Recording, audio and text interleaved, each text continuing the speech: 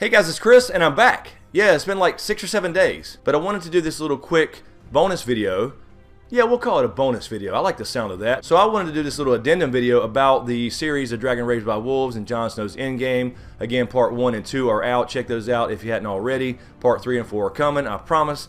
And also Q&As. But anyway, I wanted to talk a little bit about the last hero. Was he Valyrian?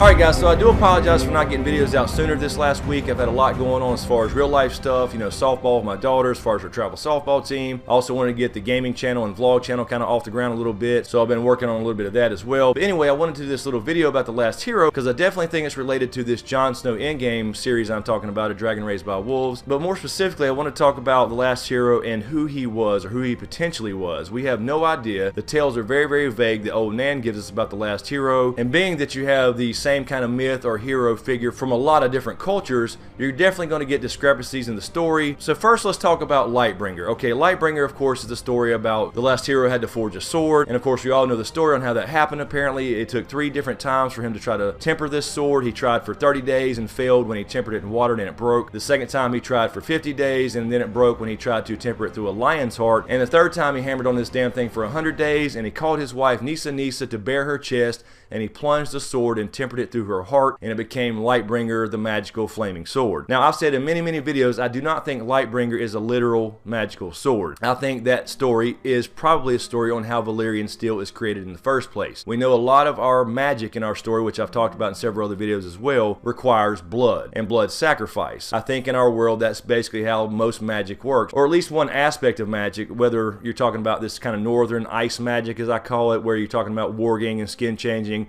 green sight, etc., or this kind of Valyrian fire style magic, dragon bonding, affinity for dragons, dragon dreams, potentially the ability to hatch and ride dragons, etc. So I think that there is a commonality there with Jon for sure. Now, of course, the Azor Ahai prophecy comes from Ahai, and that is a completely different location, really far off in Essos, something that we don't even really talk about in our main story in Westeros, except for the fact that Melisandre comes from there, and we also know Quaithe is a Shadowbinder. She's not necessarily affiliated with the Red God. So this can all get rather confusing. Anyway, we also have the story with old Nan tells us about the last hero, where he went off on his little quest to save the world with some companions, 12 companions to be specific, as well as a dog, and everybody eventually died. He was looking for the children of the forest, and apparently he found the children of the forest to get help with their magical abilities to end up defeating the White Walkers and pushing them back to the land of always winter. On the other hand, it's also mentioned that when it got so cold, he tried to use his sword and it broke. I don't know about you, but it doesn't make much sense. On one hand, you got this Azor Ahai figure, this last hero figure,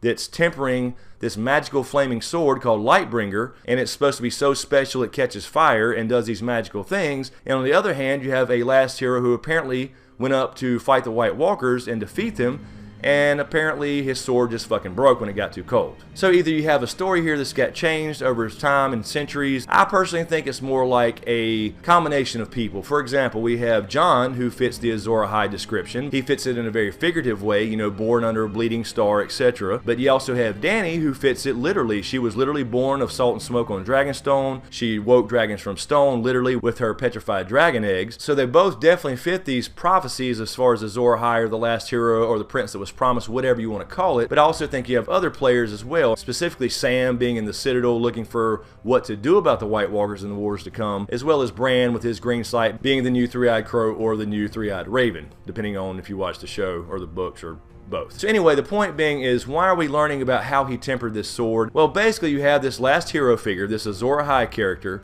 who supposedly had this magical sword that defeated White Walkers, and there is actually a mention of him actually defeating White Walkers when Sam and Jon are having a conversation about the last hero, something he found in the Night's Watch library, about how he defeated the White Walkers with a sword made of dragon steel. And Jon thinks to himself, dragon steel, I wonder if that's the same thing as Valyrian steel. So I think that makes the connection that dragon steel and Valyrian steel are the same thing, and that the Lightbringer story about Nissa and the sacrifice he made to make this Lightbringer sword is in fact the secret to Valyrian steel. So what's that got to do with Jon, as far as the Azor Ahai prophecy and him being the prince that was promised, if he is in fact the prince that was promised? and not Danny or Bran or anybody else that could fit that description, because you could damn near make anybody fit that description. Well, I think it ties into Jon's Targaryen or Valyrian side, because obviously we just got confirmation of R+L=J. He is half Targaryen, so therefore that has to mean something. It can't just be that he's Targaryen, he was Rhaegar's secret son, and oh well, you know, they had an affair or they got married in secret or whatever. End of story. It's got to be a magical thing. So I think that since he is the Song of Ice and Fire, being of Stark and Targaryen blood, we have two different sides. The Stark side with magical properties from the Children of the Forest as far as warging, green sight, skin changing abilities. Then we have the Targaryen or Valyrian side of things with the fire style magic, the dragon bonding, the dragon riding, egg hatching, etc. So what the hell am I getting at ultimately here? I think that the last hero was probably either Valyrian himself, or at least knew how to make Valyrian steel. Now the problem with that is, as far as our history goes, is that the long night when he existed and supposedly drove back the White Walkers to the lands of always winter happened about 8,000 years ago according to the Maesters. But the Valyrian stronghold over in Essos, where the Targaryens descended from, apparently didn't come to fruition except about 5,000 years ago. So that would make it about 3,000 years too late for anybody of Valyrian descent to come over to Westeros with the first men. So what does that mean? Well, it means that perhaps somebody of Valyrian descent, being the last hero, could have already been in Westeros before the first men. Since the first men has been around about 10,000 years or so, and Valyrians came to the height of their power about 5,000 years before our story started,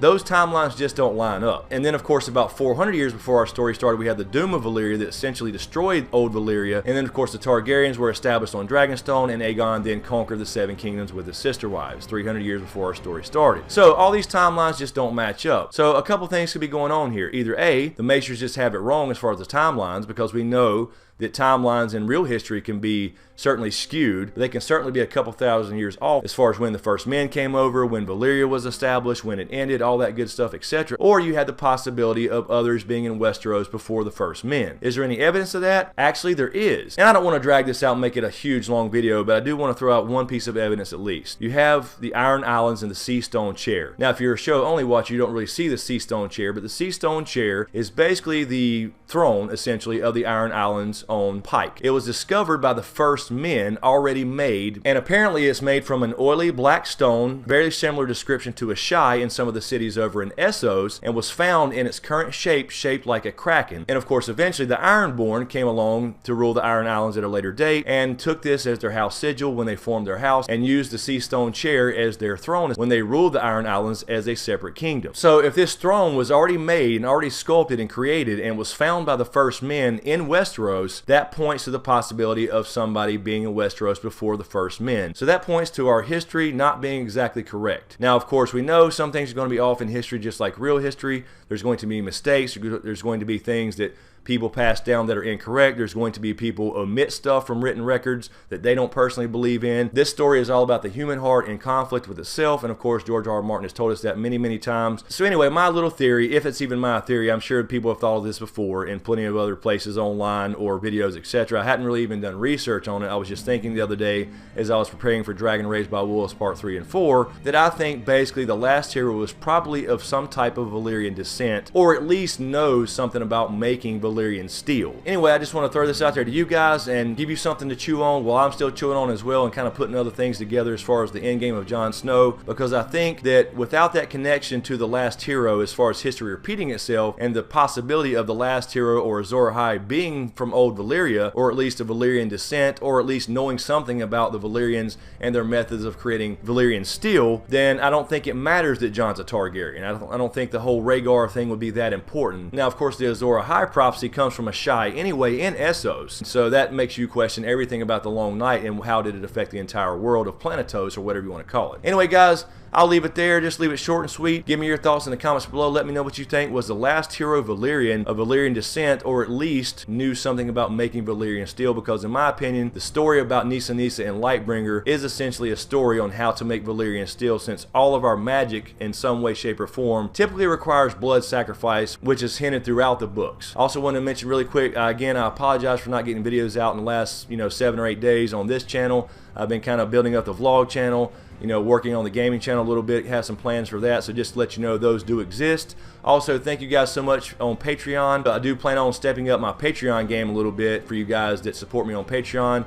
I really appreciate it. I will be doing some kind of behind the scenes vlog style stuff on Patreon only for you guys to kind of get some updates and all that kind of stuff. Also, guys, let me know in the comments below if you like these type of shorter videos where I can throw out a theory real quick or maybe a little bit of history, and I can put out content a little more often, at least in between the longer ones like this series that I'm doing on Jon Snow. So let me know what you think about these type of videos where they're, a little shorter, a little quicker, a little more condensed, and therefore a little easier to edit and get out quicker for you guys. So let me know what you think about that in the comments below as well. Thanks for all the support, you guys. I really appreciate it. Be sure to subscribe to get everything. Thanks for watching, and we'll see you next time.